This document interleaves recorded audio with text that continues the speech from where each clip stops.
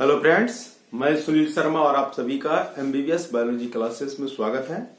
तो चलिए आज के क्लास में हम लोग क्लास 12 के मॉडल सेट 3 को पढ़ेंगे, सब्जेक्ट बायोलॉजी। ठीक है, चलिए तो शुरू कर रहे हैं। आज जो हम लोग जो बातें करेंगे वो मॉडल सेट आपका 3 रहेगा। हम आप लोगों को ये बताना चाहेंगे कि आप लोगों का मॉडल सेट 1, मॉडल सेट 2 और मॉडल सेट आपका 4 कंप्लीट कर दिया है, तो आपका केवल 3 और 5 बचा हुआ है ना, जिसमें से 3 अभी हम आपका कंप्लीट कर रहे हैं। चलिए हम बात कर रहे हैं जैक बोर्ड का जो प्रथम शाब्दिक परीक्षा जो होने वाले हैं, मतलब हम लोग बात कर रहे हैं जैक 2021 के दिसंबर में होने वाले जो एग्जाम है। तो 21-22 इसलिए क्योंकि आपका आधा एग्जाम 21 में और आधा 22 में होने वाले हैं। ठीक है, तो चलिए तो हम लोग जो आज बात करने वाले हैं वो है मॉडल सेट 3। चलिए हम पहले भी बोल दिया सब्जेक्ट आपका जो है बायोलॉजी है, इस पर बात कर रहे हैं हम लोग। ठीक है, चलिए जिसमें से आपका हम पहला क्वेश्चन को लेकर चलते हैं। पहला क्वेश्चन क्या, जरा ध्यान दीजिएगा। कहते हैं कि निम्न में से कौन सा भाग सूक्ष्म बीजाणुधानी का एक स्तर नहीं है। एक बार फिर से सवाल है कि निम्न में से कौन सा भाग सूक्ष्म बीजाणुधानी का एक स्तर नहीं। यहां पर जो सूक्ष्म बोला गया तो यहां पर माइक्रो का बात कर रहे हैं, मतलब माइक्रोस्पोरेंजियम का बात कर रहे हैं। तो माइक्रोस्पोरेंजियम जब हम लोग बोलते हैं तो माइक्रोस्पोरेंजियम को ही आप बता दें, माइक्रोस्पोरेंजियम को ही परागकोश कहा जाता है। माइक्रोस्पोरेंजियम का ही दूसरा नाम क्या है, परागकोश का, जिसको अंग्रेजी में क्या कहते हैं, एंथर। मतलब हम थोड़ा सा डायग्राम बना देते हैं जिससे आपको समझने में आसानी होगा। ठीक है, देखिए आप सबों ने इस तरह के आप लोग डायग्राम आप बनाए होंगे परागकोश के। तो पहले हम आपको शुरुआती से देते हैं ताकि आपको समझने में काफी आसानी हो। देखिए इस तरह के आप लोग बनाए होंगे जिसको परागकोश या एंथर हो गया। तो आप लोग ने जो चित्र बनाए थे उसमें इस ढंग के होंगे आपके पास। देखिए यहां पर आपको 2 यहां पर दिख रहा है, जी नहीं, यहां पर टोटल 4 है, इस तरह के रहते हैं। ठीक है, अब बीच में ये जुड़ा हुआ रहता है, इसी को योजक, इसको कनेक्टिव कहते हैं। ठीक है, इस तरह से ये रहते हैं। ठीक है, और इसमें इसके अंदर में पराकन, ये पूरे पार्ट हो गया एंथर, जिसको आप बोले माइक्रो एस्पोरेंजियम। ठीक है, चलिए तो ये है। अब इन्हीं को हम अच्छा तरह से डायग्राम बना के दिखा रहे हैं जिनसे आपको समझने में आसानी होगा। इन्हीं को अब इस तरह से दिखाएंगे जिनको आप चित्र में पढ़े भी, इनको भी पढ़े हैं, लेकिन अब वो बता रहे हैं इन्हीं का एक अलग, इसी का टीएस है ना, ट्रांसफर सेक्शन कार्डियम दिखा रहा है। तो इस तरह के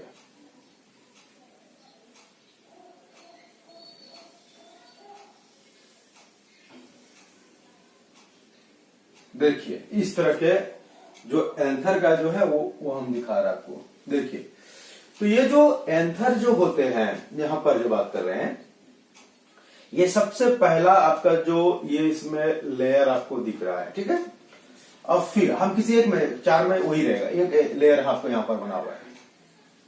अब इसका दूसरा लेयर, ये टोटल 4 लेयर का बना होता है। देखिए 2 लेयर हो गया, फिर एक लेयर होता है तीसरा, और आखिरकार में ये चौथा लेयर। देखिए और फिर इसके अंदर में क्या होगा, परागकण, जो टेट्राड रहता है परागकण इसमें। चलिए यहां पर बना हुआ। तो वही सवाल में कहा गया है कि निम्न में से कौन सा भाग सूक्ष्म बीजाणुधानी का एक स्तर नहीं है।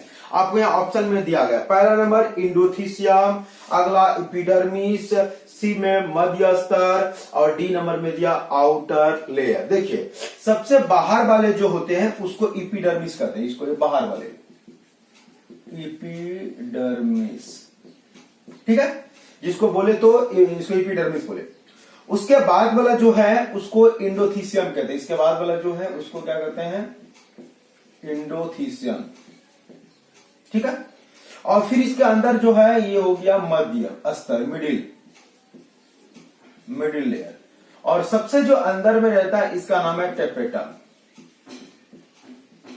ठीक है, ये टेपेटम, ये 4 स्तर का होता है, एपिडर्मिस, एंडोथीलियम, मिडिल लेयर और टेपेटम लेयर। तो लेकिन यहां पर सवाल क्या है, एक बार फिर से, निम्न में से कौन सा भाग सूक्ष्म बीजाणु ध्वनि का एक स्तर नहीं है? तो यहां पर ऑप्शन में दिया है एंडोथीलियम, ऑप्शन बी में दिया एपिडर्मिस, ऑप्शन सी में मिडिल लेयर, ऑप्शन डी में आउटर लेयर। तो इसमें आउटर लेयर नहीं होता है, इसमें आउटर लेयर नहीं होती है। तो इसका 1 नंबर का आंसर क्या हो जाएगा? D number. तो 1 का जो आंसर हो जाएंगे वो क्या हो जाएगा? D number. वो क्या हो जाएगा? Outer layer. इसमें आउटर लेयर नहीं होते हैं। चलिए, हो गया। अब क्वेश्चन नंबर दूसरा नंबर आपको थोड़ा यहां बता दिए, टेपेटम लेयर क्या करता है? ये टेपेटम लेयर क्या करता है? ये टेपेटम लेयर, ये जो परागकण जो बन रहे हैं, इन परागकण को ये पोषण प्रदान करते हैं, और ये जो है बेचारा जो इस परागकण को क्या करते हैं? पोषण प्रदान करता है और इनको सुरक्षा प्रदान करते हैं। लेकिन खासतौर पर इनके जो मुख्य काम क्या है? इनको पोषण प्रदान करना। किनको? तो ये परागकण को, ये टेपेटम लेयर, टेपेटम जो है, टेपेटम लेयर ही परागकण को पोषण प्रदान करते हैं। दूसरा नंबर क्वेश्चन में वही दिया गया है, कहता है कि टेपेटम का मुख्य कार्य क्या है? टेपेटम का मुख्य काम क्या है? तो टेपेटम का मुख्य काम क्या है? केवल पोषण पर, मुख्य काम जो इनका है, जो मेन काम वो क्या है? पोषण प्रदान करना। तो यहां पर ऑप्शन ए में दिया है प्रोटेक्शन, सुरक्षा देती है, ऑप्शन बी पोषण, ऑप्शन सी में श्राप, और उपरोक्त सभी। डी नंबर में क्या? उपरोक्त सभी जी नहीं, तो ये पोषण देती है। तो आपको बता 2 नंबर का बी नंबर हो जाएगा। 2 का आंसर क्या हो जाएगा? बी नंबर, पोषण। तीसरा नंबर, अगला नंबर क्वेश्चन में 3 नंबर में क्या कहता है? परागकणों का बाह्य कठोर निम्न में से किसका बना होता है? अब जरा ध्यान दीजिएगा 3 नंबर में। अब आपको थोड़ा सा इनको मिटाना होगा, तब आपको थोड़ा समझेंगे आप। ये क्वेश्चन बहुत ज्यादा इंपॉर्टेंट है। देखिए, ये परागकण है,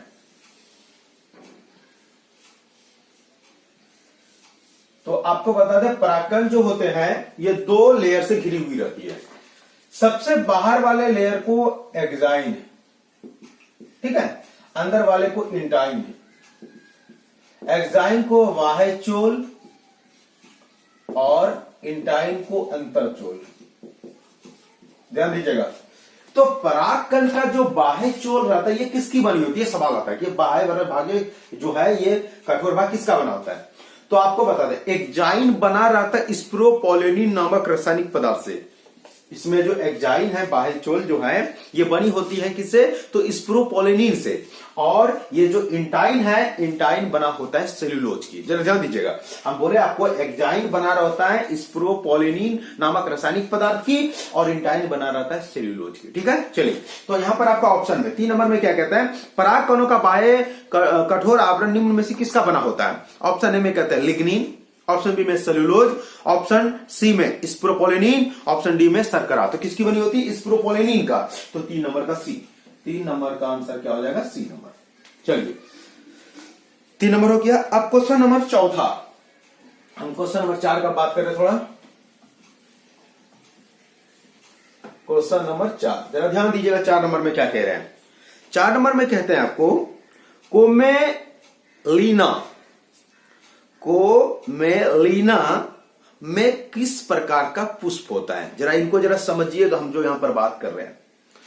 ये जो कोमेलीना जो पुष्प है शायद आप नहीं देखे होंगे, लेकिन हम उन्हीं से हुबहू उन्हीं के जैसा जो होता है उनके बारे में आपको बता देते हैं। शायद आप मूंगफली का पौधा जरूर देखे होंगे, मूंगफली का। तो मूंगफली का जो पौधा होता है, तो मूंगफली में एक पुष्प होता है बाहर, पौधे के बाहर, और एक पुष्प होता है भूमि के अंदर, मतलब मिट्टी के अंदर। अब वो पुष्प ऐसा होता है कि वो खिलते नहीं है। जस्ट ठीक उसी तरह ये कोमेलीना में भी यही चीज होती है। बाहर में भी पुष्प अलग होता है और मिट्टी के अंदर भी पुष्प अलग होते हैं। जरा समझिएगा जरा क्या बोल रहे हैं। तो नीचे जो होंगे तो वो जो पुष्प कभी खिलते नहीं है, उसके अंदर में स्वपरागन की क्रिया होती है, और वह स्वपरागन के बाद उस पुष्प के अंदर फिर फर्टिलाइजेशन होता है, और फर्टिलाइजेशन के बाद उसी के अंदर में मूंगफली का निर्माण होती है। समझ रहे हैं? तो मूंगफली का जो निर्माण होता है वो भूमि के अंदर, वो भी पुष्प, वो पुष्प जो कभी नहीं खिलते वो बंद रहता है। और जो पुष्प कभी नहीं खिलते हैं, जो भूमि के अंदर पाई जाती है, उसे अनुन्मील्य पुष्प कहते हैं। क्या कहते हैं? अनुन्मील्य पुष्प कहते हैं। ऐसे पुष्प क्या? अनुन्मील्य, उसी को क्लिस्टोगेमस फ्लावर कहते हैं। क्या कहते हैं उसे? Cleistogamous flower. जो भूमि के अंदर पाई जाती है, जो कभी नहीं खिलते हैं, है ना, उसे क्लिस्टोगेमस फ्लावर। ये कोमेलिना और मूंगफली दोनों सेम के तरह, दोनों कैरेक्टर दोनों का सेम टू सेम है। ठीक है, चलिए तो 4 नंबर का जो आंसर ए हो जाएगा, क्या? क्लिस्टोगेमी, अनुन्मील्य हो जाएंगे। 4 का जो आंसर हो जाएगा वो ए हो जाएगा। क्वेश्चन नंबर 5 नंबर में क्या कह रहा है जरा ध्यान दीजिएगा। क्वेश्चन नंबर 5 में क्या कह रहा है जरा ध्यान दीजिए। 5 नंबर में कहते हैं कि सर्टोली कोशिका का मुख्य कार्य क्या है? सर्टोली कोशिका का मुख्य काम क्या है? तो सर्टोली कोशिका क्या करता है कि जर्म कोशिका को, मतलब शुक्राणु जो बनेगा उस जर्म कोशिका को ये पोषण प्रदान करते हैं। क्या करते हैं? ये जर्म कोशिका को पोषण प्रदान करती है। हम बोले आपको क्या सर्टोली कोशिका का मुख्य काम क्या है? तो सर्टोली कोशिका का मुख्य काम है जर्म कोशिका, शुक्राणु के जो जर्म कोशिका है, शुक्राणु जिससे बनेगा उस कोशिका को क्या करना? पोषण प्रदान करना। तो 5 का आंसर बी हो जाएगा। 5 का आंसर क्या हो जाएगा? B number. Question number 6 number में क्या कहते हैं जरा ध्यान दीजिएगा। 6 नंबर में कहता है इनमें से किस हार्मोन का स्राव सगर्भता के दौरान नहीं होती है? कहते हैं निम्न में से कौन सा हार्मोन जो है प्रेगनेंसी के समय, उसी को सगर्भता कहते हैं। सगर्भता, जैसे ही प्रेगनेंसी का मतलब क्या होता है, सगर्भता का मतलब क्या होता है, उसको पहले समझ लेते हैं। शुक्राणु और अंडाणु संलयन हुआ कहां पर? तो अंडवाहिनी में, फेलोपियन ट्यूब में। फेलोपियन ट्यूब में कहां पर हुआ? इंस्थेमस और एम्पुला के बीच में। ठीक है, फर्टिलाइजेशन हो गया। फर्टिलाइजेशन के बाद वहां पर जो सेल बनेंगे उसे युग्मनज कहते हैं ना, और वो युग्मनज में अब सेल डिवीजन होना शुरू होगा, है ना, उसमें सेल डिवीजन शुरू होगा। सेल डिवीजन में 1 से 2, 2 से 4, 4 से 8, 8 से 16, 16 से इस तरह से बनते हुए 64, उससे फिर आगे, और वो आकर गर्भाशय में आकर क्या होता है? वो चिपक जाते हैं। तो गर्भाशय में जो चिपका उस क्रिया को, जैसे गर्भाशय में आके स्थापित हुआ, उस क्रिया को कहता है इम्प्लांटेशन। इम्प्लांटेशन, उस क्रिया को क्या कहता है? इम्प्लांटेशन कहा जाता है ना, कि वो वहां पर क्या हो गया? वो स्थापित हो गया। अब वहां जैसे ही वो इम्प्लांटेशन हुआ, इम्प्लांटेशन से लेकर जब तक शिशु का जन्म नहीं होती है तब तक के इस अवस्था को प्रेगनेंसी या सगर्भता काल कहते हैं, प्रेगनेंसी पीरियड कहते हैं इसको। ठीक है, आप समझ गए होंगे। अब ये कहते हैं कि प्रेगनेंसी पीरियड में निम्न में से किस हार्मोन का निर्माण नहीं होती है? ऑप्शन ए में दिया हुआ है HCG, ह्यूमन कोरियोनिक गोनाडोट्रोफिन, जी बिल्कुल होती है प्लेसेंटा से। अगला HPL, ह्यूमन प्लेसेंटल लेप्टेज, ये भी स्रावित होती है। रिलैक्सिन, जी बिल्कुल ये भी स्रावित होती है। Option D LH, luteinizing hormone, जी बिल्कुल नहीं। ल्यूटिनाइजिंग हार्मोन और FSH, फॉलिकल स्टिमुलेटिंग हार्मोन, ये दोनों हार्मोन का निर्माण इसमें नहीं होती है। ठीक है, तो 6 का डी आंसर हो जाएगा। 6 का आंसर क्या हो जाएगा? D number. चलिए क्वेश्चन नंबर 7 जरा बात कर लें। 7 नंबर में क्या कहते हैं कि डायफ्राम, गर्भाशय, ग्रीवा, टोपी तथा वाल्ट उदाहरण है। आपको हम बता देते हैं कि यहां पर जो हम जिसकी जो बात कर रही है वो गर्भ निरोधक युक्ति है। कंट्रासेप्टिव यहां पर बात कर, बर्थ कंट्रोल के लिए अपनाए जाने वाले एक तरह का तरीका, एक टेक्निक है। ठीक है, तो यहां पर जो बात कर रहे हैं डायाफ्राम का बात कर रहा है, गर्भाशय, ग्रीवा, टोपी का बात तथा वाल्व एक ही चीज है। ठीक है, तो हम लोग जो यहाँ पर बात कर रहे हैं वो किन चीजों पर जरा हम एक बार फोकस कर देते हैं। इस तरह समझिए कि पुरुष के लिए गर्भ निरोध के रूप में निरोध आते हैं, जिसको आप अपने शब्दों में कंडम बोल सकते हैं। उसी तरह जो है डायाफ्राम जो है स्त्री के लिए होता है, उनके वेजाइना में उनमें लगाया जाता है। ठीक है, तो कह रहे हैं कि डायाफ्राम होता है तो क्या होता है, ये क्या करता है? तो डायाफ्राम क्या करता है कि ये शुक्राणु को ऊपर में ही रख लेता है, वो वेजाइना के अंदर नहीं पहुंचती है। तो ये डायाफ्राम एक तरह का रोधी है, रोध करता है, मतलब रोकती है। तो यही आपको ऑप्शन में बोला कि डायाफ्राम, गर्भाशय, ग्रीवा, टोपी जो वाल्ट वो है क्या? शल्यक्रिया विधि है, मतलब सर्जिकल मेथड है? जी बिल्कुल नहीं है। प्राकृतिक विधि है? जी बिल्कुल नहीं है। बेरियर मेथड है, मतलब रोध विधि है? जी बिल्कुल रोध विधि है ये, मतलब इसमें शुक्राणु को रोक लिया जाता है, तो रोध विधि हो जाएंगे। क्या केमिकल मेथड है? जी नहीं, तो यह रोध विधि होगा। 7 का सी नंबर होगा। 7 का आंसर क्या हो जाएगा? सी। क्वेश्चन नंबर 8, अब 8 नंबर की बात करना, जरा ध्यान दीजिएगा। 8 नंबर में क्या कहा जा रहा है आपको कि एक एकल संकर में जीनोटाइपिक अनुपात क्या होता है? कहते हैं कि मोनोहाइब्रिड क्रॉस का जो है जीनोटाइपिक रेशियो बताइए क्या होगा मोनोहाइब्रिड क्रॉस का। तो मोनोहाइब्रिड क्रॉस का जो पहले होता है फिनोटाइपिक तब जीनोटाइपिक, तो फिनोटाइपिक रेशियो होता है 3:1 और जीनोटाइपिक रेशियो 1:2:1 होता है। क्या होता है? 1:2:1। ठीक है, चलिए तो 8 नंबर का ए नंबर देखिए, इसमें जीनोटाइपिक निकालने के लिए फिर आपको क्रॉस करना होता है वो सारे चीजें, तो इनसे आप केवल इनको याद, हम बोल दिए आपको। एक संकर क्रॉस का फिनोटाइपिक रेशियो 3:1 होता है और जीनोटाइपिक रेशियो 1:2:1, इसको आप याद रख लीजिए। ठीक है, 8 का ए नंबर। तो 8 का आंसर क्या हो जाएगा? ए नंबर। क्वेश्चन नंबर 9 में क्या कहता है? GIFT का पूरा नाम क्या है?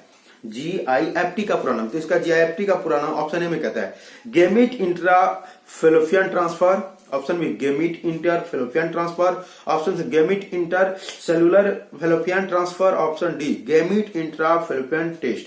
जी आपको बता दें इनका पूरा नाम होता है गेमिट इंट्रा फैलोपियन ट्रांसफर, मतलब गेमिट इंट्रा फैलोपियन ट्रांसफर, यही है इसका पूरा नाम।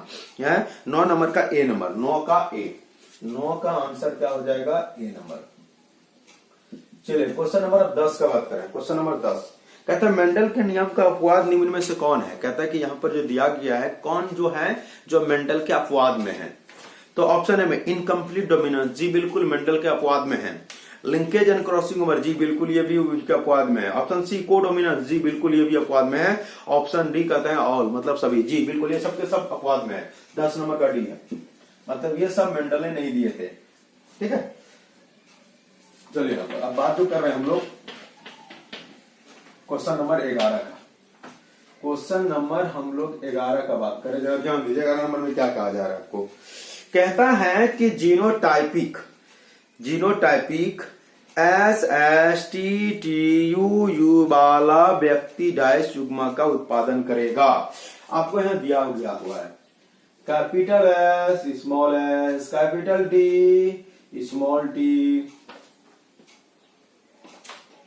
Capital U small u।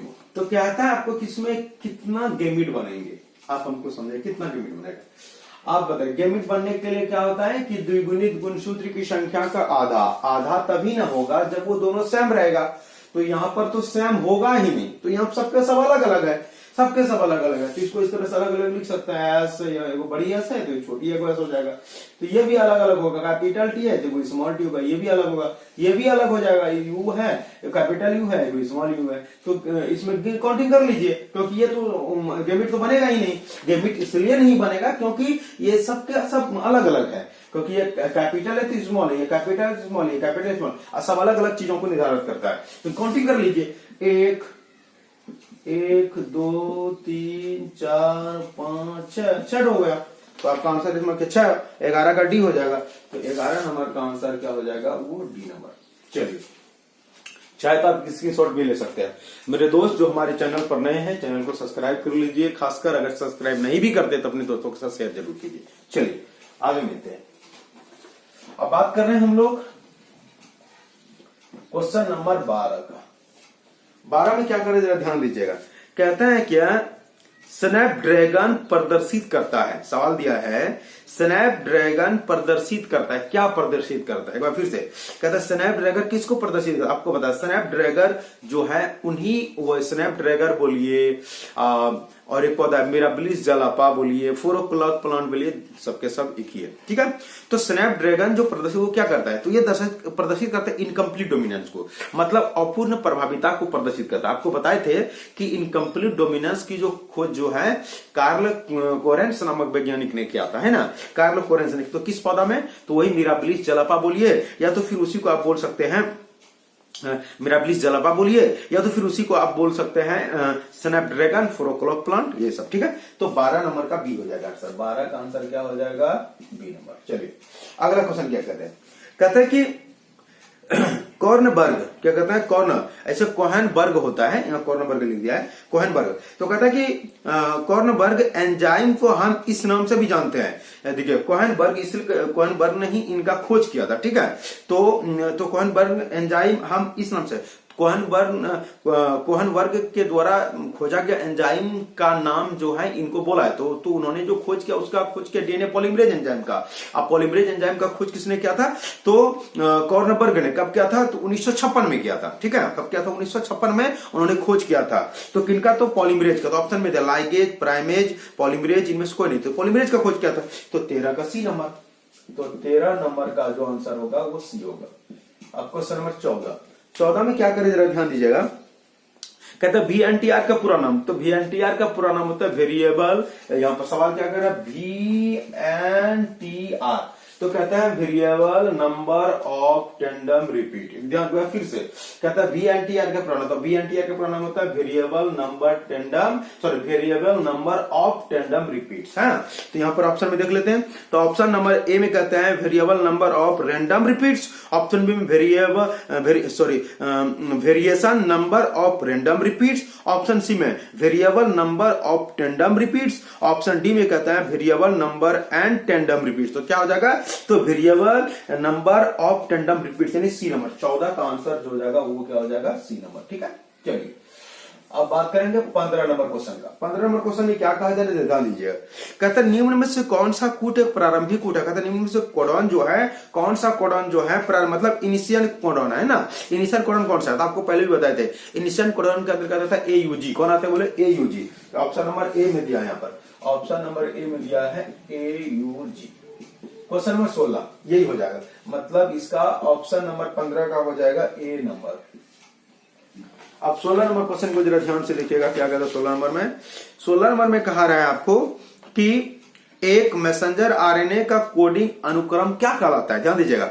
तो यहां पर बोल रहे हैं कि mRNA का मतलब मैसेंजर आरएनए। तो एक मैसेंजर आरएनए का कोडिंग अनुक्रम जो होता है वो एक्सॉन्स कहलाते हैं। क्या कहलाते हैं? वो एक्सॉन्स कहलाते हैं। वही कह रहा है आपको कि एक मैसेंजर आरएनए का कोडिंग अनुक्रम क्या कहलाता है? क्या बोलेंगे? एक्सॉन।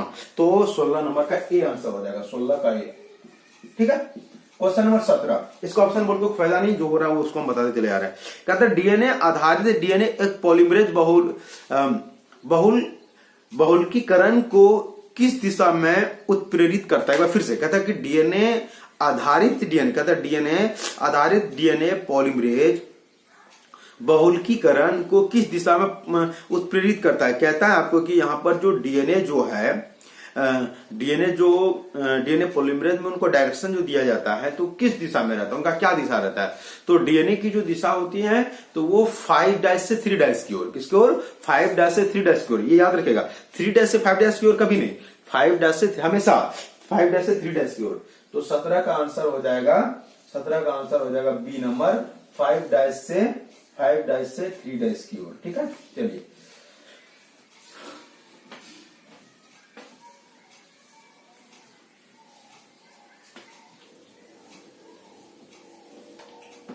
क्वेश्चन नंबर 18 नंबर में क्या करें जरा ध्यान दीजिएगा। कहता है कि रूपांतरित सिद्धांत यानी ट्रांसफॉर्मिंग का बोल रहा है। कहता है कि transforming principle is given by, कह रहा है आपको रूपांतरित सिद्धांत डाइस के द्वारा दिया गया था। तो ये जो ट्रांसफॉर्मिंग जो प्रिंसिपल ये ग्रिफ्थ ने दिया था। किसने दिया था? ग्रिफ्थ ने, एक साइंटिस्ट है ग्रिफ्थ ने। जब ये बैक्टीरिया में जब रिप्रोडक्शन इन्होंने जब समझाया तो वहां पर इन्होंने ये बात को दर्शाया था ट्रांसफॉर्मिंग का। ठीक है, तो वही कह रहा है कि ट्रांसफॉर्मिंग प्रिंसिपल जो दिया वो किसने? तो ग्रिफ्थ ने दिया। एक वैज्ञानिक इसका नाम है ग्रिफ्थ। तो इसका 18 नंबर का आंसर सी हो जाएगा, 18 का सी, ग्रिफ्थ। क्वेश्चन नंबर 19 का बात करें तो 19 नंबर में क्या कहते हैं जरा ध्यान दीजिएगा। आपको यहां 19 नंबर जो बता रहे हैं जरा इसको ध्यान दीजिएगा अच्छी तरह से। देखिए, हम मानव में जो नर होते हैं, मानव में जो नर जिसको मेल कहते हैं, मेल में जो सेक्स क्रोमोसोम होते हैं हम लोगों में वो XY होते हैं। ठीक है, ये सेक्स क्रोमोसोम XY। और हम लोगों के मादा में, मतलब ये मानव में बात कर रहे हैं। ठीक है, मानव में, तो मादा में यानी फीमेल में बात कर रहे हैं। फीमेल में सेक्स क्रोमोसोम क्या होता है? X और X। अब ये गौर से देखिएगा यहाँ पर कि नर में XY रहता है, मादा में XX रहता है ना। अब ठीक उसी तरह ये पक्षी में जरा देखिएगा ध्यान से। पक्षी में क्या होता है?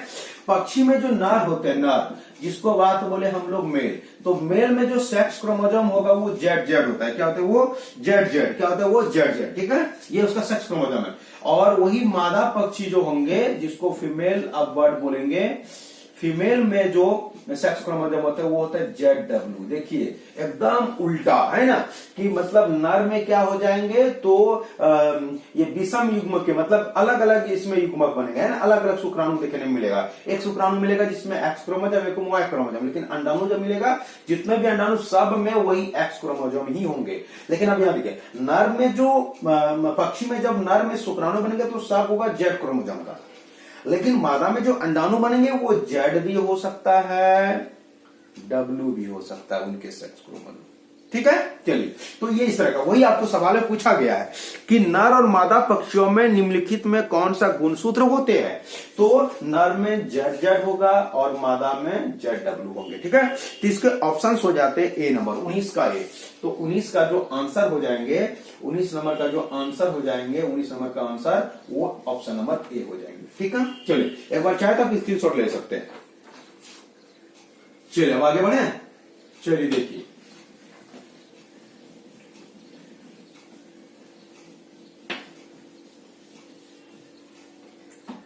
अब बात करेंगे क्वेश्चन नंबर 20 का।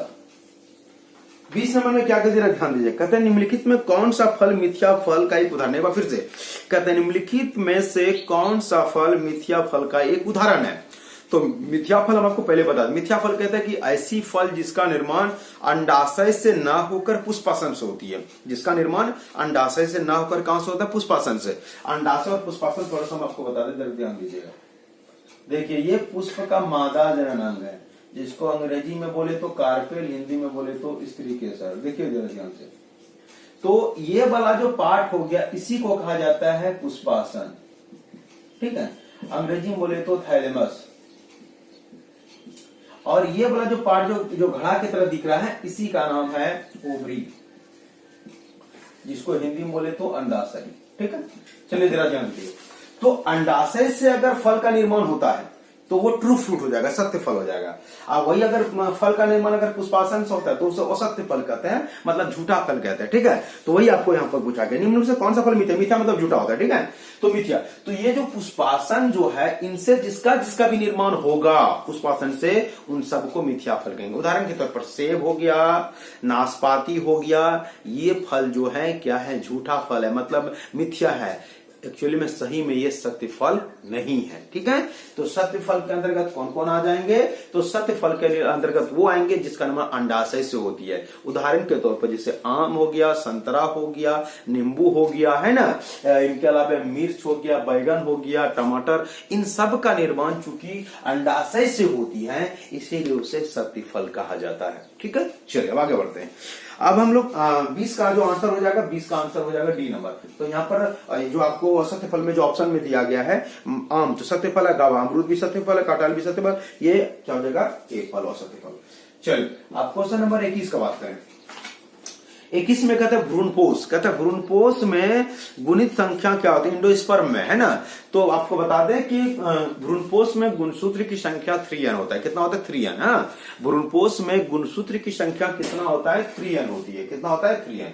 तो 21 का जो आंसर हो जाएगा इसका क्रम मतलब 3n, तो इसका ऑप्शन नंबर बी हो जाएंगे। ठीक है, अब क्वेश्चन नंबर 22 का बात करें। क्वेश्चन नंबर 22 नंबर की बात देख लें। कहते घास परिवार में बीजपत्र को इन नाम से भी जाना जाता है। आपको बता दें घास मतलब यहाँ पर एक बीजपत्री का बात करें, एक बीजपत्री का। ठीक है, घास मतलब एक बीजपत्री पौधे का बात करेंगे। ठीक है, तो घास में जो एक बीजपत्री जो पौधे होते हैं, एक बीजपत्री पौधे के जो बीजपत्र होते हैं कॉटिलीडन होते हैं, तो कॉटिलीडन को और एक नाम से जानते हैं, उसी को कहते हैं एस्कुटेलम। क्या कहते हैं उसे, उसी को कहते हैं एस्कुटेलम। क्या कहते हैं उसे, एस्कुटेलम। ठीक है, तो 22 का डी नंबर, 22 का आंसर जो हो जाएगा, आंसर क्या हो जाएगा, वो डी नंबर हो जाएगा, एस्कुलेटर। चलिए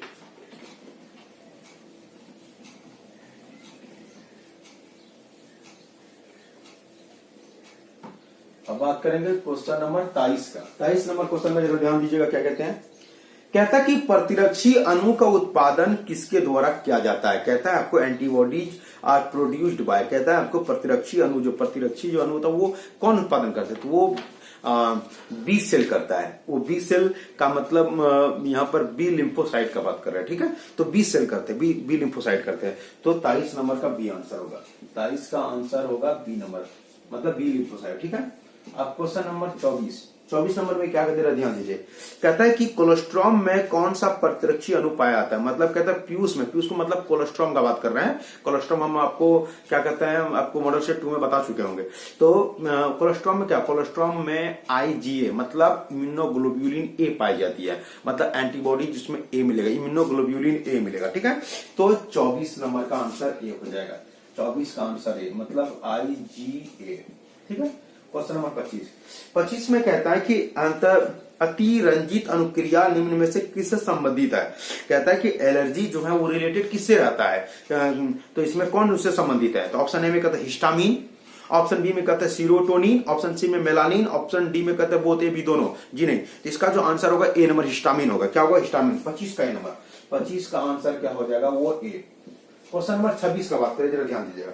26 नंबर में क्या कहता है, हिस्टामिन का स्राव किसके द्वारा होता है। तो आपको बता दें, जो हिस्टामिन जो है इसका स्राव होता है मास्ट कोशिका से। कौन सा कोशिका है, मास्ट कोशिका से इसका स्राव होगा, ठीक है, मास्ट कोशिका से। तो यानी ऑप्शन नंबर डी होगा इसका। 26 का आंसर क्या हो जाएगा, डी, मास्ट कोशिका। आपको बता दें कि हिस्टामिन जो स्रावित होती है वो कहां से होती है, तो मास्ट कोशिका से होती है, और उनके जो ऑप्शन नंबर है वो क्या हो जाएगा, डी, ठीक है। चलिए अब क्वेश्चन नंबर हम बात करेंगे 27 का।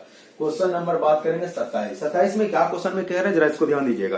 कहता है कि इलिसा जिसको बोलते हैं, इलिसा का प्रयोग किसके परीक्षण के लिए किया जाता है। इलिसा का पहचान की मतलब किनका पहचान करने के लिए आया था। ऑप्शन ए नंबर कहता है मलेरिया का, कैंसर का, एड्स का, टाइफाइड का। तो आपको बता दें यहां पर जो इलिसा जो टेस्ट होता है वो पहचान होंगे एड्स के लिए। किसके लिए होगा, वो एड्स के लिए क्या था, ठीक है। तो 27 का आंसर हो जाएगा, 27 का आंसर हो जाएगा सी नंबर, एड्स के जांच में, ठीक है। चलिए क्वेश्चन नंबर 28 अब बात करें। क्वेश्चन नंबर 28 में क्या कर रहे हैं, जरा ध्यान दीजिएगा। कहता है क्या, सस्पर्श संदमन मतलब कॉन्टैक्ट इनहाइबेशन इज प्रॉपर्टी ऑफ, वही कह रहा है आपको, सस्पर्श संदमन गुण का संबंध किससे है, मतलब कॉन्टैक्ट इनहाइबेशन जो है वो किनका गुण है, वही आपको दस ऑप्शन में कहते हैं कि नॉर्मल सेल का गुण है, कैंसर कोशिका का गुण है, या तो फिर भक्षकाणु कोशिका का गुण है, या हेपेटिक कोशिका में। तो आपको बता दें ये गुण जो कॉन्टैक्ट इनहाइबेशन जो होती है वो गुण है सामान्य कोशिका मतलब नॉर्मल सेल का ये काम है, ठीक है। तो 28 का ये नंबर हो जाएगा, 28 का आंसर नंबर ए हो जाएगा। चलिए अब बात करें हम लोग 29 का। 29 नंबर में क्या कर दे रहा, ध्यान दीजिएगा। कहता है निम्न में से किसके अत्यधिक सेवन से विभ्रम की स्थिति पैदा हो सकती है। विभ्रम का मतलब यहां पर हम बोले तो हैल्यूसिनेशन, मतलब यहां पर बात करें जो भ्रमित रहती है, जो आदमी भ्रम में पड़ जाता है। तो वही कहता है कि निम्न में से किसका अधिक सेवन करने से विभ्रम मतलब भ्रमित अवस्था में हो जाती है। तो वो है कोकेन। यहां पर ओपियोइड्स दिया हुआ है, कैनाबिस सटाइवा दिया हुआ है ना, कोकेन दिया है, हसीस दिया हुआ है ना। तो आपको देख कोकीन का लेने से, ठीक है। इसमें ये होता है भ्रम में, आदमी भ्रम में पड़ जाते हैं कि हमने वो मतलब हर चीज में उसको भ्रम लगेगा, ठीक है। तो वो हो जाएगा 29 का सी नंबर, 29 का आंसर क्या हो जाएगा, C number. Question number 30 number में क्या कहता है, कहते हैं शब्द सिरोसिस आपको हुई है, आपको सीधे से बात है, लीवर सिरोसिस होता है, ठीक है। कहता है क्या कि सब सिरोसिस का संबंध में से किससे है। ऑप्शन ए में कहते हैं फेफड़ा से, बिल्कुल नहीं, किडनी से, बिल्कुल नहीं, ब्रेन से, बिल्कुल नहीं, लिवर से, जी लिवर से, यकृत से। तो 30 नंबर का डी, 30 नंबर आंसर हो जाएगा डी नंबर। लिवर सिरोसिस का मतलब हो जाता है कि लिवर मतलब वो खत्म मतलब हो गया, मतलब उनका काम जो है कुछ भी वो नहीं करेंगे, फुल्ली वो डैमेज हो गया वो है, तो वो फिर वो दिक्कत हो जाएगा आपका। चलिए अब क्वेश्चन नंबर जो बात करेंगे 31 नंबर में क्या कहता है, अगर जड़ कोशिका में गुणसूत्र की संख्या 24 हो तो जड़ कोशिका में क्रोमोसोम नंबर 2n होता है। ये बात याद रखिए, हम पहले भी बता चुके हैं आप लोगों को।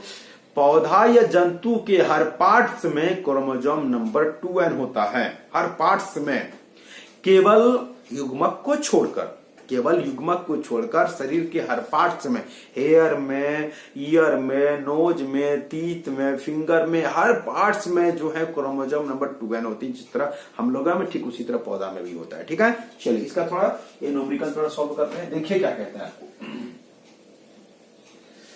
कह रहा है आपको 31 नंबर क्वेश्चन में, 31 नंबर क्वेश्चन में क्या कह रहा है, सवाल में दिया कि अगर जड़ कोशिका में गुणसूत्र की संख्या 24 है, मतलब यहां पर जड़ का बात कर रहे हैं, तो दिया है, क्या दिया है, जड़ कोशिका में, तो जड़ कोशिका में कितना 2n होता है, कितना दिया है 24। जड़ कोशिका में गुणसूत्र की संख्या कितना दिया है, जड़ में तो कितना 2n होता है क्रोमोसोम में, तो 2n बराबर कितना 24। तो भ्रूणपोष में गुण संख्या, तो एंडोस्पर्म निकालने के लिए बोल रहा है, तो आपको निकालने बोल रहा है भ्रूणपोष में, भ्रूणपोष, भ्रूणपोष मतलब इंडोस्पर्म, और इसमें क्रोमोसोम नंबर 3n होता है, ये बराबर 8। इसमें भ्रूणपोष में जो क्रोमोसोम नंबर होता है वो कितना होता है 3n। चलिए अभी निकालते हैं, तो आपको जो दिया उसी को सॉल्व करना है। तो जड़ में दिया कितना 2n, 2n बराबर कितना 24 दिया है। चलिए इंप्लाई समीकरण का रूप धारण कर लिया, तो यहाँ पर ये दोनों के बीच में क्या है इनटू, तो उधर किस में जाएगा डिवीजन में, तो n बराबर क्या हो गया 24/2, कितना बार में 12, तो n बराबर कितना होगा 12। अब ध्यान दीजिएगा यहाँ पर n का मान तो निकल गया, अब हमको भ्रूणपोष में निकालना है, तो भ्रूणपोष में क्रोमोसोम कितना 3n होता है, तो भ्रूणपोष में क्रोमोसोम, भ्रूणपोष में, तो भ्रूणपोष में कितना होता है 3n होता है, यही होता है ना, तो 3 इंटू n का मान कितना 12, तो क्या 12 दिया कितना हो जाएगा 36, यानी 36 ही हो जाएगा आंसर। तो आपके इनमें जो ऑप्शन होगा सी नंबर, तो 31 नंबर का जो आंसर हो जाएगा वो सी नंबर होगा, वो 36। ठीक है, चलिए एक बार आप लोग स्क्रीनशॉट ले लीजिए जिससे आपको आसानी हो जाएगा। चलिए अब हम बात करेंगे क्वेश्चन नंबर 32 का। 32 नंबर में क्या कह रहा है जरा ध्यान दीजिएगा। 32 में कहता है कि sickle cell anaemia, sickle cell anaemia जो है ये हाई क्या है, तो ऑप्शन ए में कहते हैं ऑटोजोमल रिसेसिव का है, ऑप्शन बी में कहते हैं ऑटोजोमल डोमिनेंट का है, ऑप्शन सी में सेक्स लिंक्ड रिसेसिव का है, D number sex linked dominant का है। तो आपको बता दें ये ऑटोजोमल रिसेसिव के कारण होता है, ये क्या है ऑटोजोमल रिसेसिव है ये। ठीक है, वही सिकल सेल एनीमिया, सिकल मतलब इसमें क्या होता है कि जो आरबीसी का जो आकार जो हो जाता है वो हसियाकार होता है, मतलब ऐसे में आरबीसी का आकार इस तरह का होता है, लेकिन इसमें क्या हो जाएगा आरबीसी का आकार इस तरह से हसिया की तरह हो जाए। हसिया मतलब एक तरह से समझ सकते हैं हम, क्या बोल सकते हैं क्या बोलते हैं काटने वाला डाब के तरह, मतलब कचिया की तरह, कच्चा समझ रहे हैं, हाँ काटने वाले उनकी तरह हो जाएगा, ये देखिए इस तरह। ठीक है, तो वही कहता है, तो वही कह रहा है सिकल सेल एनीमिया, तो सिकल सेल एनीमिया जो है वो ऑटोजोमल रिसेसिव है। चलिए 32 का नंबर हो जाएगा, 32 का आंसर नंबर ए हो जाएगा। ठीक है, क्वेश्चन नंबर 33 में क्या करें जरा ध्यान दीजिएगा। फिर इसमें भी न्यूमेरिकल दिया हुआ है, कहता है कि यदि मादा मधुमक्खी में, ये जो न्यूमेरिकल है ये जब मधुमक्खी के बारे में बात किया तो ये यहाँ पर थोड़ा लिपटाएगा, थोड़ा सा ये मतलब बहुत छोटा है लेकिन बहुत आसान है, लेकिन उसको जब तक आप नहीं जानते तो दिक्कत होगा। यदि मादा मधुमक्खी में गुणसूत्र की संख्या 32 हो तो नर मधुमक्खी में गुणसूत्र की संख्या क्या होगी। कमाल वाली बात है, यहाँ पर जरा समझने वाली बात है। कह रहे हैं आपको कि यदि मादा मधुमक्खी में गुणसूत्र की संख्या 32 है, देखिए कितने में दिया है मादा मधुमक्खी, तो मादा मधुमक्खी जो है इनमें जो मादा मधुमक्खी, यदि मादा मधुमक्खी में गुणसूत्र की संख्या 32 है, देखिए मादा मधुमक्खी में दिया है कितना गुण संख्या 32, मतलब यहाँ पर जो बात होगा वो 2n का बात होगा। ठीक है, 2n बराबर कितना 32, इसमें जो दिया गया है। अब आगे कहता है कि नर मधुमक्खी में कितना होगा, है ना। अब नर मधुमक्खी का निकलते हैं, तो नर मधुमक्खी में, तो नर यानी मेल में बात कर रहा है, तो आपको बता दें नर मधुमक्खी या मादा मधुमक्खी हुआ, और नर मधुमक्खी में n होता है। अब क्यों n होता है वो हम आपको बताएंगे। नर मधुमक्खी में n बराबर है, n बराबर वाट अब निकालना होगा। अब मादा मधुमक्खी क्या दिया है 2n बराबर कितना दिया है 32। इसी का जो भारी था यहीं पर है कि मादा मधुमक्खी में 2n होगा, नर मधुमक्खी में n होगा, बस यहीं पर खेलता, बाकी सब सॉल्व है अपने आप। तो 2n तो इधर दोनों भाग में जाएगा, तो n बराबर कितना हो जाएगा 32/2 कितना हो जाएगा ये 16, तो n बराबर कितना हो गया 16। अब ये जो n है तो नर मधुमक्खी का तो n ही क्रोमोसोम है, n ही है ना, तो उसका आंसर कितना 16 हो जाएगा। तो इसका आंसर हो जाएगा 33 का आंसर हो जाएगा ऑप्शन नंबर बी। लेकिन जरूरी बात है यहाँ पर ये समझने वाली कि मादा में 2n और नर में n क्यों होता है, ऐसा क्यों हुआ, क्योंकि मादा मधुमक्खी का जो निर्माण होगा वो शुक्राणु और अंडाणु दोनों मिलकर होता है, समझे। दो शुक्राणु अंडाणु दोनों मिलकर होगा, इसीलिए इसमें 2n होता है। लेकिन नर मधुमक्खी का जो निर्माण जो होती है वो क्या कहते हैं, वो पार्थेनोजेनेसिस की वजह से होता है। अनिषेक जनन होता है इसमें। जिस तरह से पार्थेनो कार्तिक फ्रूट पड़े हुए हैं कि जिसमें बिना निषेचन का ही फल का निर्माण होता है, ठीक उसी प्रकार नर मधुमक्खी में क्या होता है, बिना निषेचन के ही नर मधुमक्खी का निर्माण होती है। बस केवल अंडा दिया, मतलब वो अपने शरीर से उनको रखा गया, अंडे को दिया, अब वो अंडा उनके शरीर में बनती है मादा के में, और वो केवल दिया, बस उससे नर मधुमक्खी बन गया, ठीक है। लेकिन मादा मधुमक्खी को बनने के लिए शुक्राणु अंडाणु दोनों को संलयन करना होता है, दोनों संलयन होगा तभी मादा मधुमक्खी का निर्माण होगा। चलिए हम यहां पर आपको बता दिए, ये क्लियर हो जाएगा आपका। चलिए क्वेश्चन नंबर 34 में क्या कह रहे हैं जरा ध्यान दीजिएगा। क्वेश्चन नंबर 34,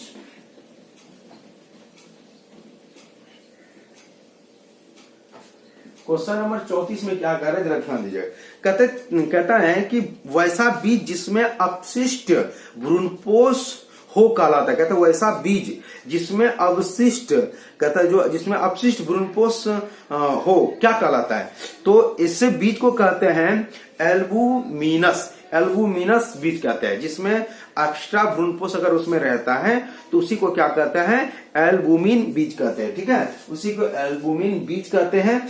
या तो हम बोल सकते हैं तो इसको और इंडोस्पर्मिक सीड कह सकते हैं। इंडोस्पर्मिक भ्रूणपोषीय बीज, हिंदी में और नाम है भ्रूणपोषीय बीज। भ्रूणपोषीय बीज बोलिए, इंडोस्पर्मिक सीड बोलिए, या तो एल्बुमिनस सीड कीजिए, एक ही चीज है। 34 का नंबर, 34 का आंसर नंबर ए हो जाएगा। क्वेश्चन नंबर 35, आप 35 नंबर में क्या करेंगे ध्यान दीजिएगा।